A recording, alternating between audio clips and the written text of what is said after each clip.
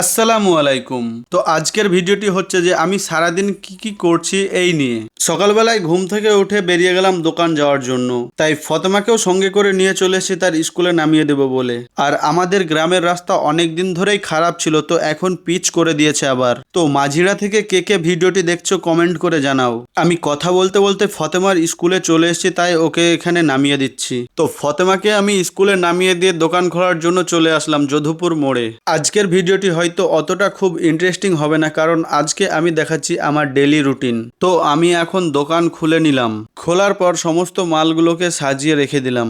আর আজকের দিনটি হচ্ছে যে শুক্রবার।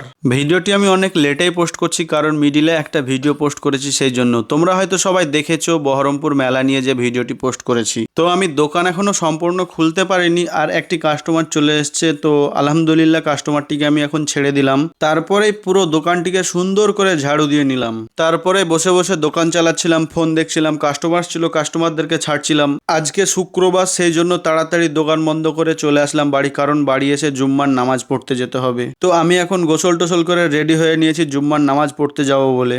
নামাজ পড়ে বাড়ি এসে তাড়াতাড়ি খাওয়া দাওয়া করে নিলাম আজকে, কারণ আমার একটু গোকর্ণতে কাজ আছে, আমাকে একটু গোকর্ণ যেতে হবে।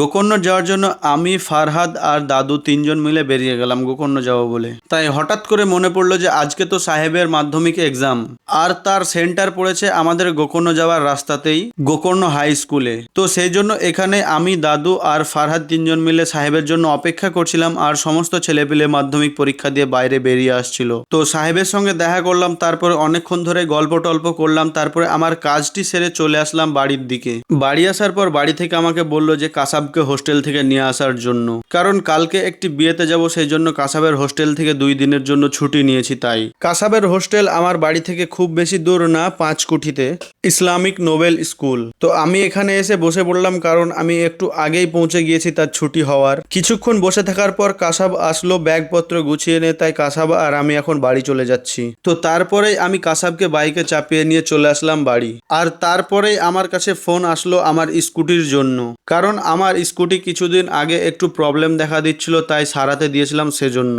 তো সাবির, আমি আর সাইদুল তিনজন মিলে যাচ্ছিলাম স্কুটি আনতে। তো আমি এখন চলে এসেছি স্কুটির সার্ভিস সেন্টারে, চেতাক। ওরা আমাদেরকে বলল কিছুক্ষণ বসো, আমরা গাড়িটা তাড়াতাড়ি রেডি করে দিচ্ছি। তাই আমরা দুজন মিলে এখানে বসে অপেক্ষা করছিলাম।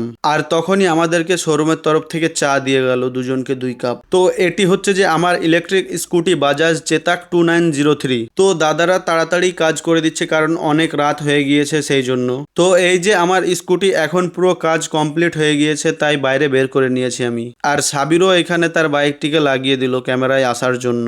আমার স্কুটির কাজ কমপ্লিট হয়ে গিয়েছে, তো এখন আমি বাড়ি যাচ্ছি। তো আজকের ভিডিওটি আপনাদের কেমন লেগেছে সবাই অবশ্যই কমেন্ট করে জানাবেন। আমার মনে হয় না যে আজকের ভিডিওটি আপনাদেরকে অতটা ভালো লাগবে, কারণ আজকে আমি আপনাদেরকে শেয়ার করলাম আমার ডেলি রুটিন।